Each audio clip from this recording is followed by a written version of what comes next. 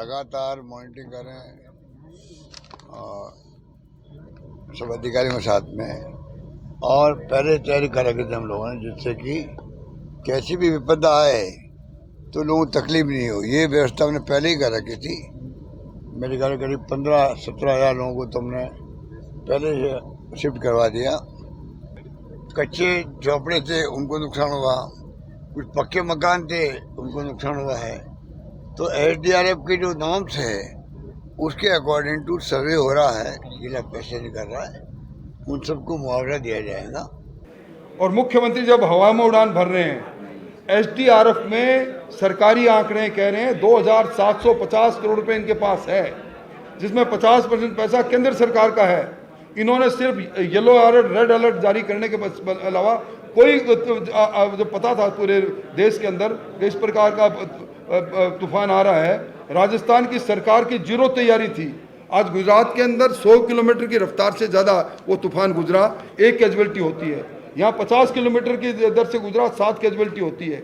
आज भी मैं पहले कह रहा हूँ, पूरे राजस्थान में कई नालों की सफाई नहीं मानसून से पहले, कई नालियों की सफाई नहीं, कई सड़कों के खड्डे नहीं भरेंगे। आने वाले समय में बहुत बड़ा नुकसान और होगा।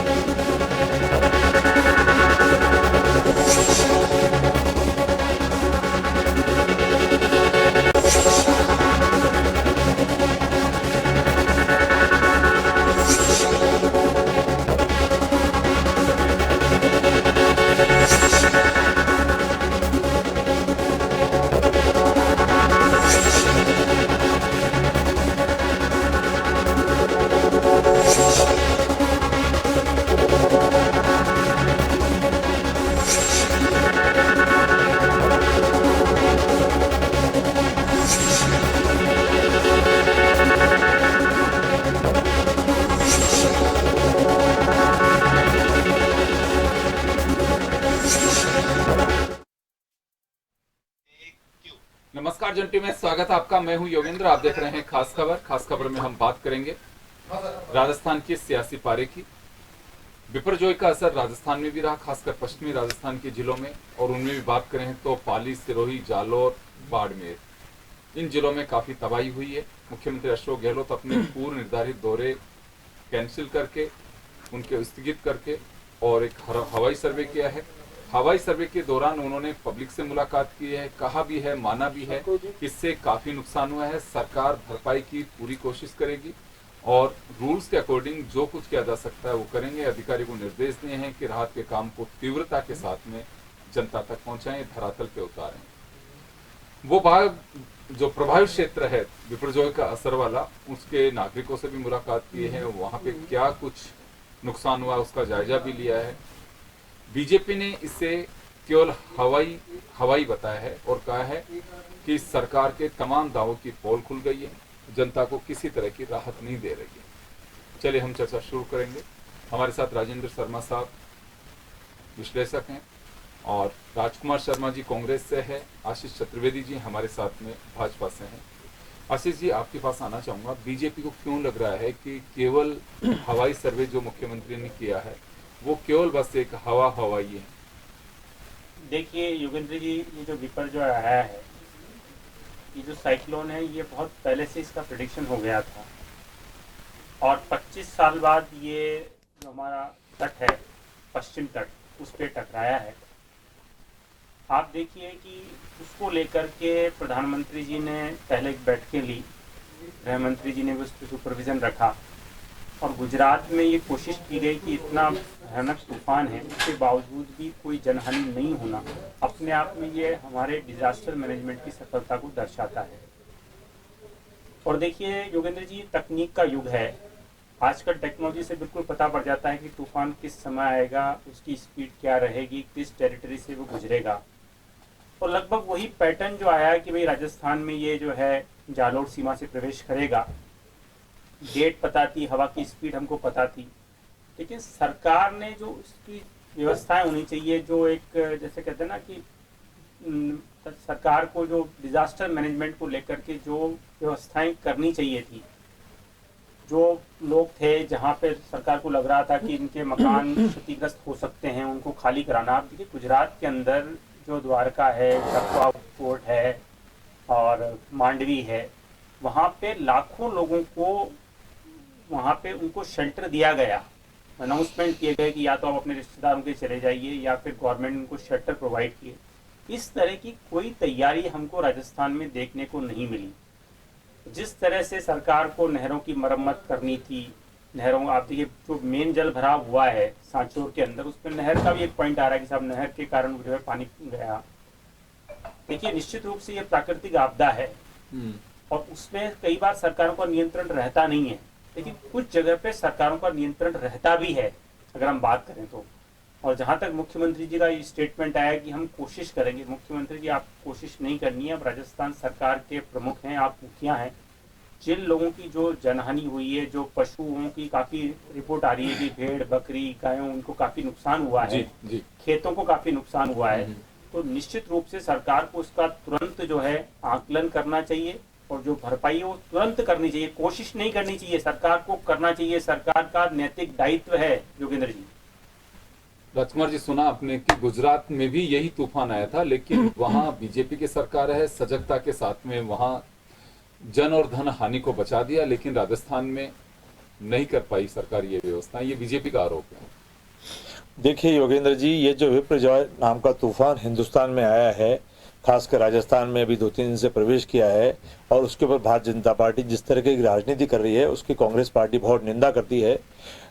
जब विधानसभा के पिछले चुनाव हुए थे तो कांग्रेस को राजस्थान की जनता ने सरकार बनाने का मैंडेट दिया था और भारतीय जनता पार्टी को विपक्ष में बैठने का मैंडेट दिया था।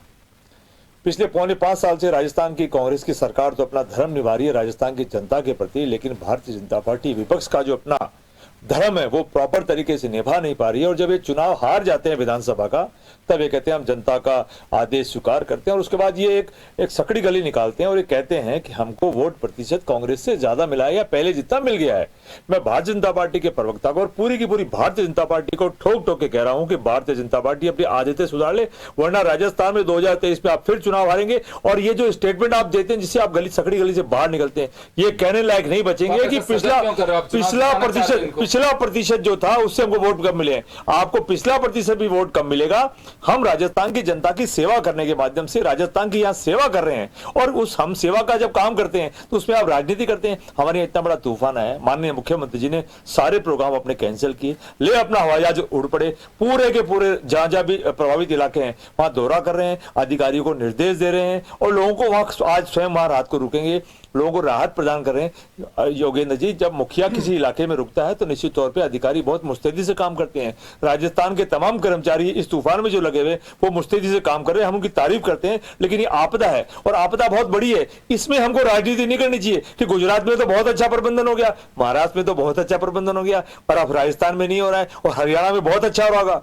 भारतीय जनता पार्टी के प्रवक्ता से कहना चाहता हूं, आपदाओं में आप राजनीति ना करें तो बेहतर होगा।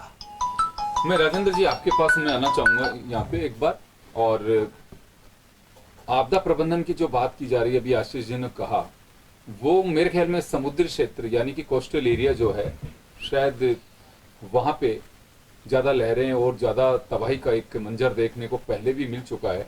यहाँ की नहीं कह रहा मैं, दूसरे राज्यों के अंदर भी। तो एक ये तो बहुत अच्छी बात है कि एटलीस्ट हमारी टेक्नोलॉजी इतनी साउंड हो चुकी और एक सटीक जानकारी के जरिए बड़ी जन हानि हम बचा पाते हैं। क्योंकि मकान तो जहां बना हुआ है बना हुआ, उसको तो आप कर नहीं सकते, लेकिन हाँ बोट्स वगैरह को जो हल्के जहाज थे उनको भी किनारे पे ला करके और ठीक से जैसे भी किया जा सकता है यार्ड में, वो सब कुछ किया है। तो ये तो एक टेक्नोलॉजी का पार्ट हुआ।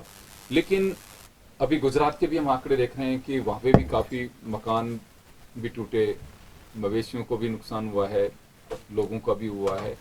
तो ये जो राहत की बात कह रहे हैं कि पहले ही गुजरात गवर्नमेंट ने कर लिया था, तो कहाँ पे, केवल कोस्टल एरिया या फिर गुजरात में जहां पे भी, वहां पे भी तबाही हुई है, राजस्थान से लगते हुए क्षेत्र में भी हुई है, तो वहां सब व्यवस्था ही थी, या फिर ये ऐसा है प्राकृतिक आपदा है, ये तो कहीं पे भी आ सकती है, अभी असम में आई हुई है, आप क्या कर सकते हैं। आप उत्तर प्रदेश और बिहार में हीट वेव चल रही है, कितने लोग मर गए हैं वहां पे। तो ये कुछ सियासत का मुद्दा तो नहीं? देखिए योगेंद्र जी, प्राकृतिक आपदा को लेकर के किसी तरह का कोई सियासत का मुद्दा नहीं बनाया जाना चाहिए, क्योंकि देखिए ये सीधा आम आदमी से जुड़ा हुआ मामला है। आप देखिए पिछले 5-7 साल के अंदर 2010 के बाद में आप देखोगे तो करीब 10 बड़े तूफान आए हैं रास्ते इंडिया के अंदर, जो अलग अलग जगह पे जाकर के टकराए हैं। और आप देखिए लगातार टेक्नोलॉजी की वजह से, व्यवस्थाओं की वजह से, सब चीज़ों की वजह से जनहानि न्यूनतम होती जा रही है, कहीं पर भी सैकड़े की संख्या पार नहीं करी। अब की बार तो अच्छी बात यह है कि इतने भयंकर रूप से ये माना जा रहा था कि भयंकर विनाश होगा, 150-60 किलोमीटर की रफ्तार से वो आकर के टकराएगा वहाँ पर कोस्टल एरिया के अंदर और मांडवी के अंदर। उनके अंदर अब जो अपन ने सामने देखा है टीवी के माध्यम से, दूसरी चीज़ों से, तो वो सारी चीज़ें तस्वीर अपने सामने पर, उसके अंदर जन हानि लगभग नहीं हुई है। और लगभग उस तरह की जो टेक्नोलॉजी, जो मैं कहूँगा मौसम विभाग को हमको बधाई देनी चाहिए कि उन्होंने मिनट का बिल्कुल जिसे अपन कहते हैं किसी वीवीआईपी का मिनट टू मिनट प्रोग्राम होता है, बिल्कुल उन्होंने सटीक जानकारी दी, और वैसी स्थिति आज भी चल रही है। अब सवाल उठता है कि देखिए, अगर आपने अच्छी तरह देखा हो तो जिस टाइम पे कोस्टल एरिया पे तूफान टकराने वाला था, उस टाइम पे भी कुछ टीवी चैनल्स पे दिखाया जा रहा था कि कुछ लोग मजे लेने के लिए बाजार में आ रहे हैं, मांडवी के आसपास के इलाके के, हालांकि वो अंदर की साइड पे थे, पर लोग आग मजे लेने के लिए घूम रहे थे वहाँ पर कि साहब मेरे को दूध लाना है, मेरे को तो बच्चों को मार, एक मोटरसाइकिल में 3-3 लोग थे। तो इस तरह की यदि जन जागृति नहीं होगी, तो यदि वो कैजुअलिटी होती है उस स्थिति के अंदर, तो उसके लिए सरकार को दोष नहीं दिया जा सकता, नंबर 1। नंबर दूसरी चीज़ ये है कि आप देखिए, हमको अच्छी तरह से याद होगा कवास के अंदर कितने टाइम तक, बाड़मेर में कितना टाइम तक पानी भरा रहा था, इसको नहीं भूलना चाहिए। तो हमारा जो वो उधर का हिस्सा जो है वो प्राकृतिक रूप से इस तरह का है कि वहाँ पर पानी आता है तो पानी भर जाता है, निकलने का उसका वो सोर्स भी नहीं पाती है, भंडारण कुछ, मतलब इस तरह से वो एक पूरा का पूरा वहाँ की स्थिति, हालात इस तरह के। जोधपुर में आज नहर का पानी चल गया, जोधपुर में आप अंडरग्राउंड अगर आपको बनाना है एक मंजिल भी आप अंडरग्राउंड ले जाना चाहते हो तो आप नहीं ले सकते। तो जो प्राकृतिक स्थिति होगी उसके अंदर पानी का भराव वाली स्थिति तो जहाँ तक ठीक है। सबसे बड़ी चीज़ है कि पार्टियों को सबको इस टाइम पे एक मिल करके, बल्कि जो जितने भी गैर सरकारी संगठन है उन सबको आगे आना चाहिए। मैं बिल्कुल वापस लौट रहा हूँ आपके पास में। आशीष जी, आपके पास में आना चाहूंगा। क्या लगता है ये सियासत का मुद्दा है, क्योंकि कुदरत का कहर किसी के हाथ में नहीं है, उसे रोकना भी और बरपाना भी वो तो कुदरत ही तय करते हैं। योगेंद्र जी, ये बिल्कुल भी राजनीतिक मुद्दा नहीं है और ना हम इस पे कोई राजनीति करना चाहते हैं। अभी राजेंद्र जी बोल रहे थे कि सभी राजनीतिक दलों को, जो एनजीओज हैं, उनको जनता के इस दुख में सहभागी बनना चाहिए। अजमेर में देखिए योगेंद्र जी, जो रिकॉर्ड आ रहे हैं, जो रिपोर्ट आ रही है उसके अनुसार अजमेर में 100 साल में सर्वाधिक बारिश अभी कल परसों में हुई है और पूरा क्षेत्र काफ़ी जलमग्न हो गया है। भारतीय जनता पार्टी के पूरे कार्यकर्ता वहाँ पे जनता के साथ खड़े हुए हैं। हमारे प्रदेश अध्यक्ष जी आज स्वयं अजमेर गए हुए हैं वहाँ पे जनता को और कार्यकर्ताओं का हौसला बढ़ाने के लिए। तो निश्चित रूप से राजनीति करने के लिए हमारे पास बहुत सारे मुद्दे हैं जिस पे हम सरकार को घेर सकते हैं और सरकार घिरी हुई है। और ये जो बोल रहे हैं ना अभी राजकुमार जी की सकड़ी करी, हमें कहीं आवश्यकता नहीं है। भारतीय जनता पार्टी बहुत प्रचंड बहुमत से अपनी सरकार बनाने जा रही। जिस तरह से सरकार है, जिस तरह से इनके मुख्यमंत्री जी घोषणा करते हैं और घोषणाओं को धरातल पर नहीं उतारते हैं, जिस तरह से राजस्थान में भ्रष्टाचार है, जिस तरह से राजस्थान में अपराध है, जिस तरह से राजस्थान में पेपर लीक होते हैं, तो राजकुमार जी हमको ये कम से कम ये जो पॉइंट है, लेकिन जनता सब देखती है। देखिए योगेंद्र जी, हम जनता की आंख को बंद नहीं कर सकते हैं। आप एक लेमैन के पास चल जाइए, एक आम आदमी के पास चल जाइए और उससे बोलिए कि सरकार ने, गुजरात में भी एक तूफान आया, गुजरात में उसकी स्पीड भी ज़्यादा थी, उसका जो है प्रभाव भी ज़्यादा था। राजस्थान में आते आते वो थोड़ा सा डाइल्यूट भी हुआ है, उसकी हवा भी कम हुई है। लेकिन कहीं ना कहीं लोग समझते हैं कि ऐसी कौन सी सरकार है जो हमारे लिए हमेशा तत्पर रहती है। इसमें तो देखिए हम राजनीति नहीं कर रहे हैं, लेकिन जो जज्बा होना चाहिए ना लड़ने का, वो जज्बा कहीं ना कहीं हमको उसका अभाव दिखता है राजस्थान में। ये सबसे बड़ा कारण ये बीजेपी का कहना है कि जो जज्बा दिखाई देना चाहिए था वो नहीं दिख पा रहा। अब वो बताइए कि कैसे दिखाई देगा। आप अपना दावा कर रहे हैं कि हमने बेहतर काम किया है, लेकिन बीजेपी के प्रवक्ता साफ कह रहे हैं कि दिखाई नहीं दे रहा वो। योगेंद्र जी, भारतीय जनता पार्टी को दिखाई नहीं देगा। मैं फिर आपके चैनल पे कह रहा हूं, राजस्थान के लोग बहुत भाग्यशाली हैं कि उनको अशोक गहलोत जैसे गांधीवादी सरल व्यक्तित्व के धनी राजस्थान के सेवक के रूप में मिले हुए हैं। राजस्थान का दुर्भाग्य है कि भारतीय जनता पार्टी यहां इतनी ताकतवर होने के बावजूद भी राजस्थान के अशोक गहलोत जी का साथ नहीं देकर के ऐसी आपदाओं में उनका विरोध करती है। मैं आपको बताता हूं कि योगेंद्र जी, हमारे राजस्थान की जनता ने 25 सांसद दिए हैं। एक लोकसभा के वहां अध्यक्ष हमारे, उनमें से महामहिम उपराष्ट्रपति महोदय, एक गवर्नर साहब हैं, 4-5 हमारे केंद्रीय मंत्री हैं और 8-8 मुख्यमंत्री के सपने देखने वाले चेहरे हैं। ये सब लोग मिलकर क्या आपदा में राजस्थान की सरकार का साथ नहीं दे सकते? क्या ये महंगाई से राहत देने में राजस्थान की सरकार का साथ नहीं देते? जरूरी कि हर मुद्दे पर ये राजनीति करें? मैं भारतीय जनता पार्टी को कहना चाहता हूं कि आप ये सब बातें करना छोड़ दें। राजस्थान की जनता आपसे विपक्ष के अच्छे रोल की उम्मीद करती है। आप बड़ी बड़ी बातें करते हैं। अभी 2 दिन पहले आपने यहाँ बहुत बड़ा प्रदर्शन किया था, 30-40 हजार लोग आएंगे, 1000-1500 लोगों में सीमित होकर रह गए।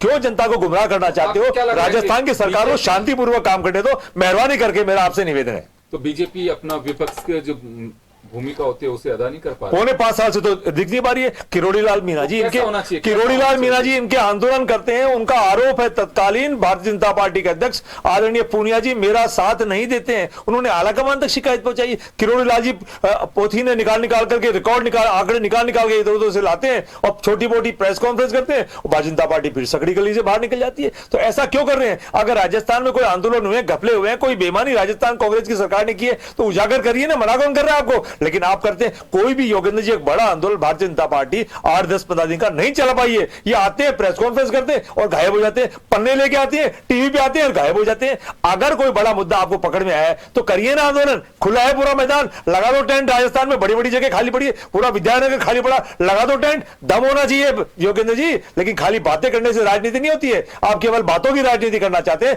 राजस्थान की सेवा करने का मादा लेकर आप आए थे और मैं आपको भारतीय जनता पार्टी का प्रवक्ता कहना चाहता हूं, हम जब राजनीति में आते हैं तो हम सेवा का माध्यम लेके आते हैं। तो सेवा करना सीखिए, राजनीति करना छोड़ दीजिए, वरना ये राजस्थान की जनता 2023 में इतना बुरा वोट की चोट मारेगी, आप हिंदुस्तान में कहीं मुंह दिखाने लायक नहीं बचेंगे। जी, तो आप हमदर्दी जता रहे हैं कि ये मतलब वोट तो आनी चाहिए इनको भी।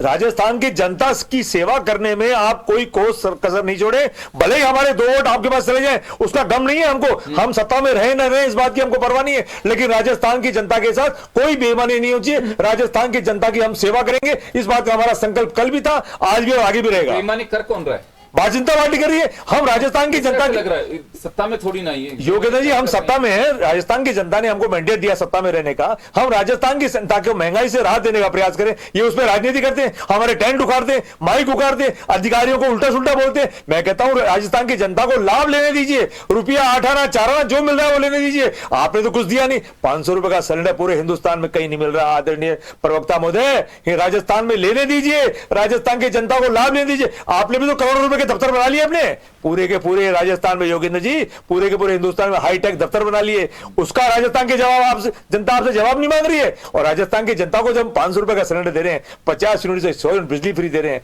25 लाख रुपए का बीमा दे रहे हैं, उस पर आप राजनीति करना चाहते हैं, टेंट उखाड़ते हैं, माइक उखाड़ते हैं, अनगढ़ बातें करते हैं, फालतू बातें करते हैं। जो अधिकारी वहां बैठे हैं उनकी मदद करिए, राजस्थान की जनता को लेकर जाइए, उनका रजिस्ट्रेशन कराइए, उनकी मदद करिए, आपको आशीर्वाद मिलेगा, साधुवाद मिलेगा। 2023 में जिस गति से हारेंगे उसमें थोड़ी कमी आएगी, ऐसा मेरा मानना है। देखिए ये वो भी मजबूत चाहते हैं कि विपक्ष और मजबूत रहे। विपक्ष मजबूत होगा तो राजस्थान की बेहतर सेवा कर पाएंगे हम लोग भी। जी, आप बहुत वरिष्ठ पत्रकार हैं, वर्षों से राजस्थान की राजनीति को देख रहे हैं, आप इनके स्टेटमेंट को भी ध्यान रखिएगा। और मुझे लगता है 5-6 महीने में राजस्थान का रिजल्ट आ जाएगा और जो राजकुमार जी है वो फिर उनको छुपाने के लिए जगह नहीं मिलेगी, तो परिणाम आएंगे। क्योंकि हम भी देख रहे हैं, जनता से हम भी बात कर रहे हैं, राहत कैंपों की आप बात कर रहे हैं, आप कोई राहत दे नहीं रहे हैं। आए दिन आपके पास मैसेज आता रहता है, अगर आपको राहत देनी थी तो पहली बात तो रजिस्ट्रेशन कैंप में रजिस्ट्रेशन कराना अनिवार्य करना ही नहीं चाहिए था। आपको राहत मिल रही है योगेंद्र जी, मुझे बताइए, आपको बिजली के बिलों में राहत नहीं मिल रही योगेंद्र जी, क्योंकि आपका जनाधार ही नहीं होगा राजस्थान में। जनाधार है, मेरे को बिजली के बिल में जो भी मिल सकता, मैसेज आया है कल ही मेरे पास में। आपने रजिस्ट्रेशन नहीं कराया होगा? नहीं, रजिस्ट्रेशन भी कराया, क्योंकि जब सरकारी खाते का पैसा मिल रहा है किसी को भी, अगर बेनिफिट जा रहा है तो उसका लेना चाहिए उपयोग। भारतीय जनता पार्टी ने रजिस्ट्रेशन कराया है, बोलती ही नहीं है चैनल पे इसलिए नहीं बोलते हैं कि अशोक गहलोत जी की जय जयकार हो जाएगी।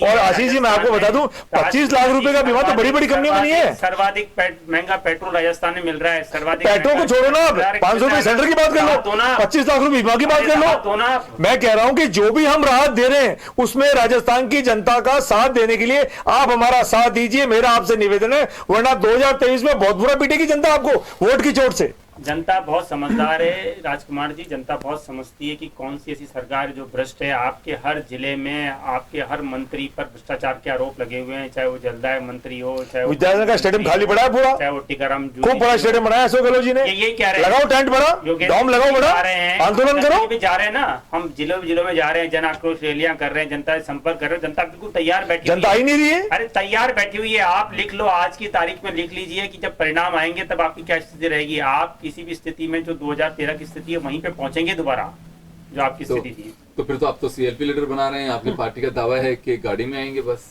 नहीं, लगभग वही स्थिति, मैंने कहा ना आपको, लगभग वही स्थिति। अब 21 से कितना नीचे जाते हैं वो एक विषय है देखने का। पिछली बार 2013 में इनकी 21 सीटें आई थी। देखिए, भारतीय जनता पार्टी जब भी आती है, अभी वोट परसेंटेज की बात कर रहे थे योगेंद्र जी, राजकुमार जी, भारतीय जनता पार्टी जब भी विपक्ष में रहती है तो मुश्किल से हमारा कांग्रेस से वोट परसेंटेज 1 या आधा % कम रहता है। पिछले चुनाव में भी ये स्थिति थी, हमारे केवल 1.5 लाख वोट जो है इन कांग्रेस से कम थे। लेकिन कांग्रेस जब विपक्ष में रहती है तो इनकी स्थिति तो ये होती है कि इनको उठने में ही 4 साल लग जाते हैं। 4 साल तक तो बिल्कुल सन्नाटा छा जाता है, क्योंकि जनता इतना बुरी तरह से इनको जो है प्रताड़ित करती है और ऐसी वोट की चोट मारती है कि ये 4 साल तक मुंह नहीं उठा पाते हैं।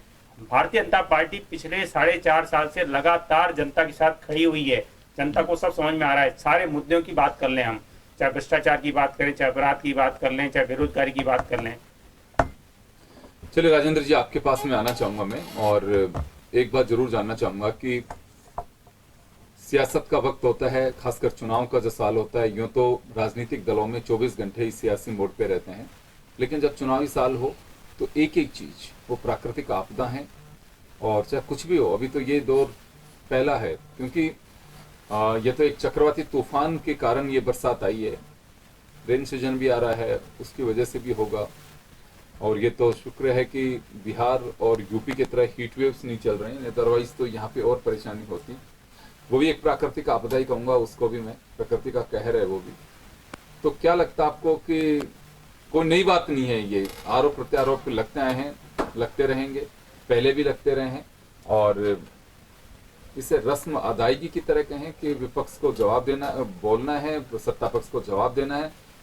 आज आशीष जी सवाल उठा रहे हैं, कल राजकुमार जी यहाँ उठा रहे थे जब वसुंधरा जी गवर्नमेंट थी। देखिए योगेंद्र जी, इस बात का तो इसी से पता चल जाता है कि आज अपन डिस्कशन कर रहे हैं आपदा प्रबंधन को लेकर के, और आपदा प्रबंधन के ऊपर आरोप प्रत्यारोप चल रहे हैं, पर पूरी चर्चा सिमट के रही कौन सरकार में दोबारा वापस आएंगे, को वापस नहीं आएंगे।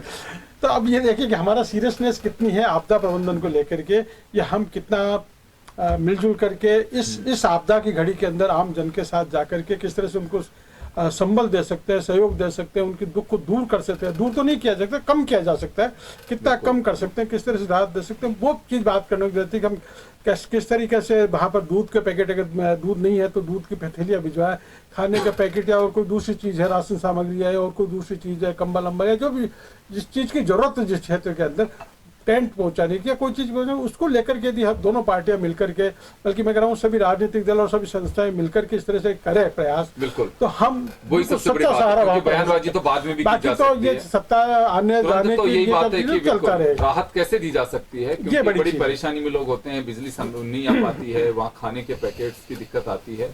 मुझे लगता है उस पर गौर करना चाहिए और मिलकर के इस आपदा से, यानी कि संकट की इस घड़ी से हम बाहर कैसे निकल सकते हैं, किसी भी राज्य की स्थिति हो उसी पर फोकस रखना चाहिए। बयान हो सकता है चलते रहेंगे, लेकिन उसके साथ साथ जो जरूरी काम है वो ये भी है कि वहाँ की जनता को राहत कैसे दी जा सकती है, वो चाहे यूनियन गवर्नमेंट करे, चाहे स्टेट गवर्नमेंट करे, या नॉर्म्स के अकॉर्डिंग जैसे भी, अगर वास्तव में जनता की राहत के लिए कुछ नियम साइड में भी करके लगाने पड़े तो लगाना चाहिए, खासकर जो पीड़ित और प्रभावित है उसकी सहायता के लिए। हालांकि कलेक्टर्स को फंड एलोकेट कर दिया गया है और उसमें बताया भी जा रहा है कि तुरंत सर्वे हो, रिपोर्ट भेजी जाए। केंद्र को भी लिख दिया है, मुख्यमंत्री अशोक गहलोत ने कहा है कि सीएस को मैंने बोला है कि केंद्र से प्रतिनिधि बुला करके इसकी पूरी तरह से एक सर्वे करवाया जाए, ताकि नुकसान का ठीक से आकलन किया जा सके और मुआवजे के लिए जो भी गवर्नमेंट का एक स्टैंड उठाना पड़ सकता है वो उठा सके। चलिए, बहुत बहुत शुक्रिया आप सभी का, और खास खबर में इतना ही। दीजिए इजाजत, नमस्कार।